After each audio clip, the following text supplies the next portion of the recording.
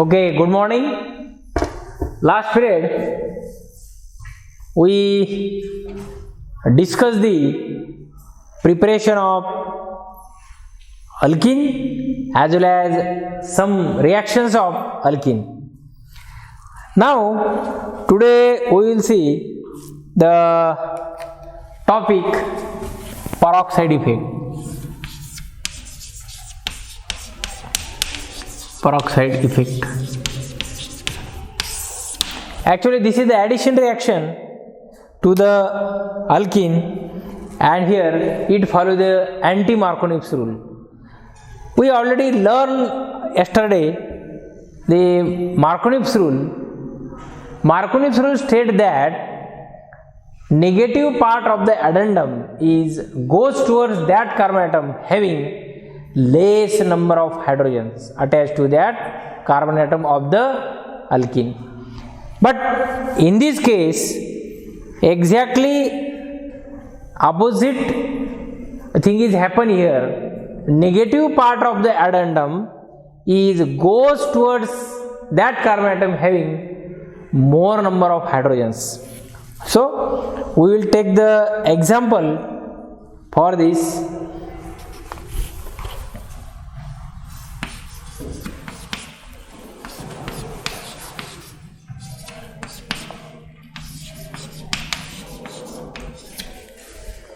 Now here, when HBr is added here, and suppose this follow MK addition,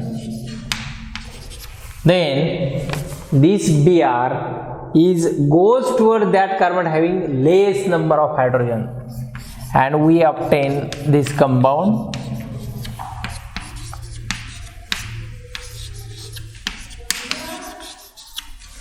The name of this compound is 2-bromo-2-methyl butane. But when we add H2O2 here,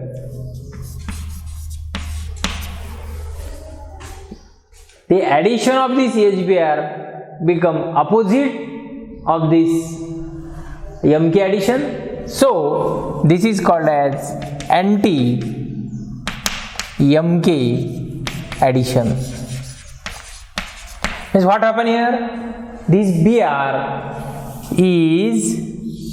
goes towards having more number of hydrogens, and we obtain. So here H is added, and here Br is added, and we obtain this compound. Means when we add the H2O2 in this reaction, the addition of this HBr follow anti-Markovnich's addition or anti-Markovnich's rule. So this is called as peroxide effect. Means what happen in this peroxide effect? Negative part of the addendum goes towards that carbon atom having the more number of hydrogens. And what happen in case of MK addition? Negative part of the addendum goes towards that carbon atom having the less number of hydrogen attached to that carbon atom in the alkene. Now we will see some examples here.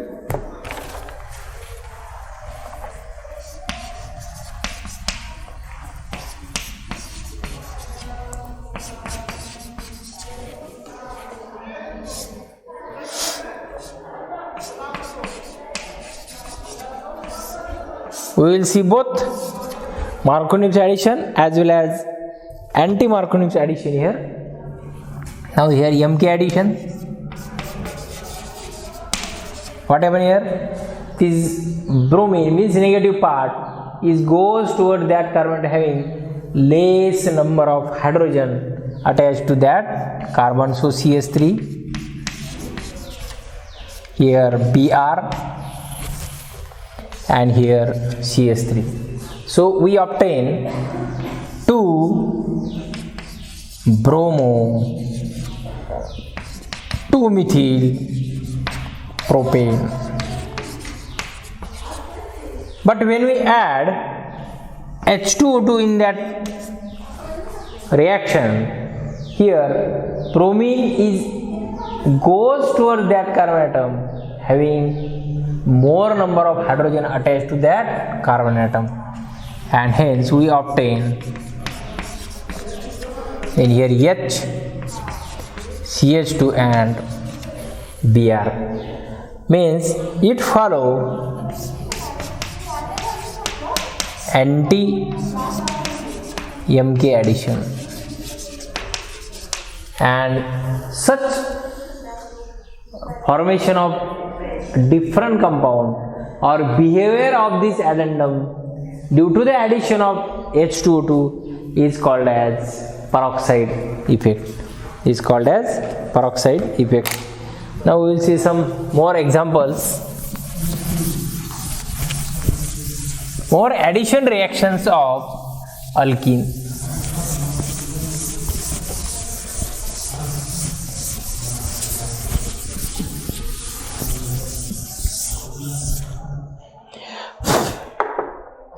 The next one, addition of water.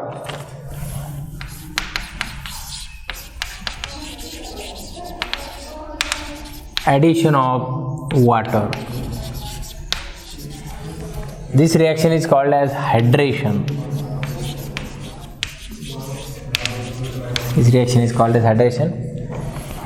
And one thing is, remember here, this reaction again follow the Markovitch addition. So when we see the water molecule here H and OH, OH is a negative part and it goes toward that carbon atom having the less number of hydrogen. So in presence of acid CHOH and here CH3, and this is MK addition. Why it is MK addition? Because negative part of the addendum means OH minus add to the that carbon atom having the less number of hydrogen. Now next one, addition of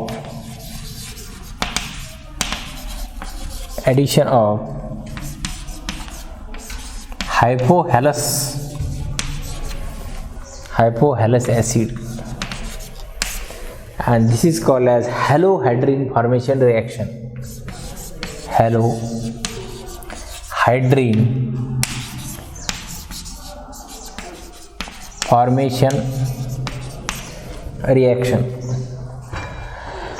In this case, addition of chlorine or bromine in presence of water can yield the compound containing halogen and hydroxyl group and to the adjacent carbon atom, and hence it is called as halohydrine.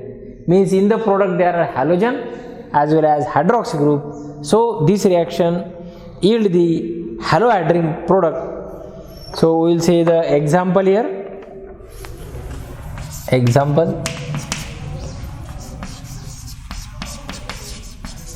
this is ethene and it is the combination of Br2 and water, and the combination of Br2 and water it form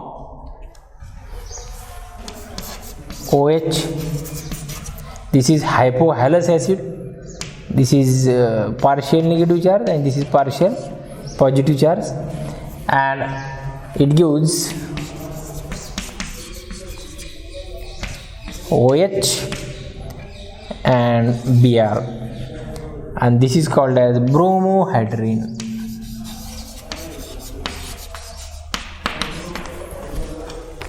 Now again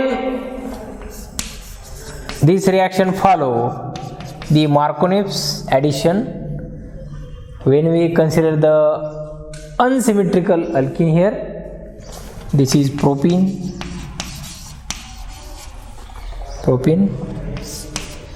and Cl2 and H2. What happened here? Negative part is OH minus, so this is OHCl and OH partial negative, partial positive, and here OH is the negative part of the addendum, and here this OH goes toward that carbon atom having the less number of hydrogen. So here OH and Cl. So this follow. So this is MK addition, and this is nothing but the chlorohydrin.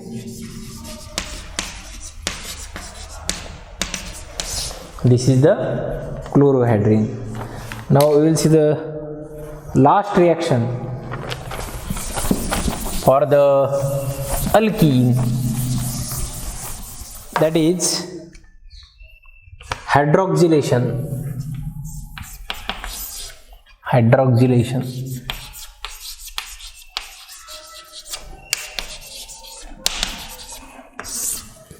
Hydroxylation is nothing but it is the best method for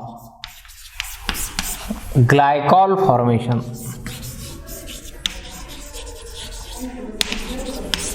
Glycol is nothing but the two OH groups attached to adjacent carbon atom, or is nothing but the 1-2 position. And generally here cold alkaline KMnO4 is used for the hydroxylation. So this is the alkene,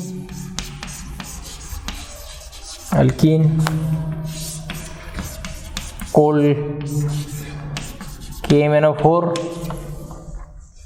cold alkaline KMnO4, alkaline, and here OH group attached to 1 and 2 position or adjacent carbon atom, and this is called as glycol, 1,2 glycol.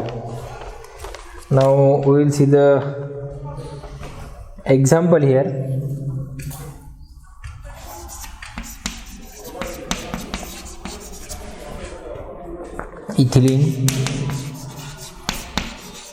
Ethylene KMnO4 plus 4 molecules of water, and it gives ethylene glycol, 1,2 ethylene glycol plus manganese dioxide and KOH. Glycol formation is also take place with the help of Poroxide. This is propene and we take here Poroxide. Okay, and we obtain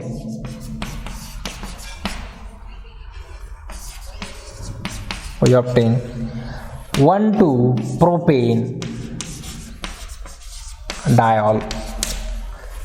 Means for the glycol preparation we use the different reagents like alkaline KMnO4 as well as Poroxide.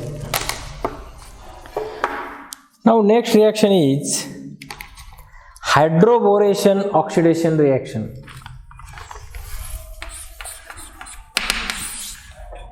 Hydroboration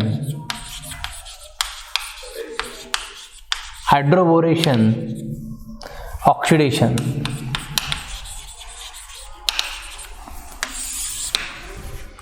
What happened in this case? here diborane is added to the ethene molecule.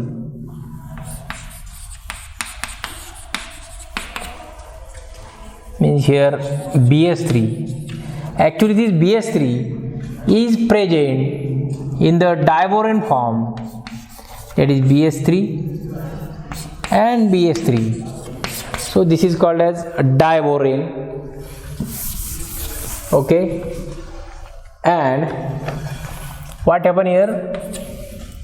Actually it gives the H minus ion, so H3C CH2 and here become BH2. Again this reaction is continue and one more ethylene molecule is added and we obtain CH3CH2 twice and here BH. Again this reaction is continue. So CH3CH2 by 3 and we form the, here we form the boron complex, here boron, so triethyl borane, triethyl boron. Now when this triethyl boron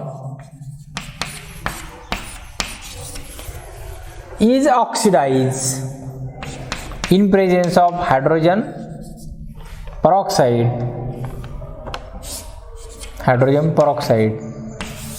in presence of base, we obtain 3 molecules of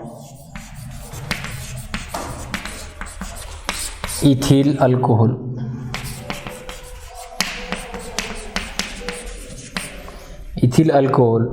And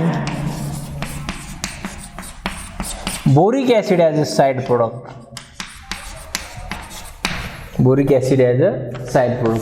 So here 3 protons, 3 hydrogens, and hence we required 3 ethylene molecules, and these 3 ethylene molecules are converted into 3 ethyl alcohol. And last reaction, that is oxymercuration, demercuration. Oxymercuration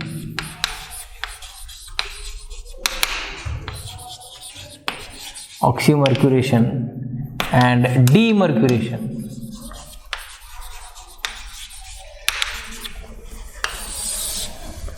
What happened in this case? Here alkene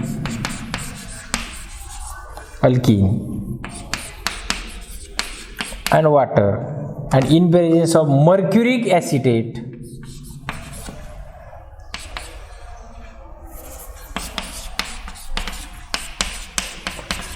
actually here this is negative part and this is positive part, and here OAC and one hydrogen from here, there are ACOH is removed, and OH minus is added to one carbon atom, and HgOAC is added to another carbon atom, and this is the oxymercuration. Why it is called as oxymercuration? Because mercury and OH, these are added to carbon-carbon bond, so this is called as oxymercuration. And then this complex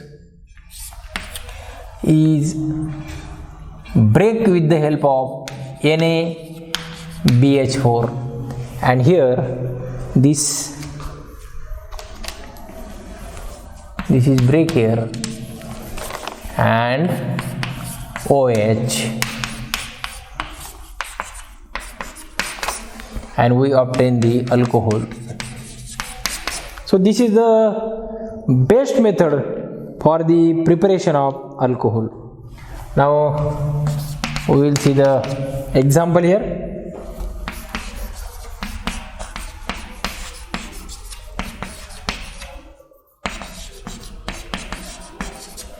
This is the 3,3-dimethyl 1-butene, and first of all their first step is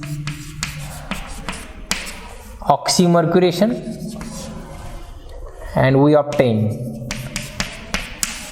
this mercury complex. So here OH, actually negative part is goes towards that carbon atom having the less number of carbon. So this is also follow the MK rule. These follow the MK rule addition or MK addition. So here CH2 and HgOAc. This is the oxymercuration, and then demercuration in presence of NaBH4. And what happened here? Here this bond is break here, and CH3 COH and CH2, and we obtain 3,3-dimethyl 2-butanol.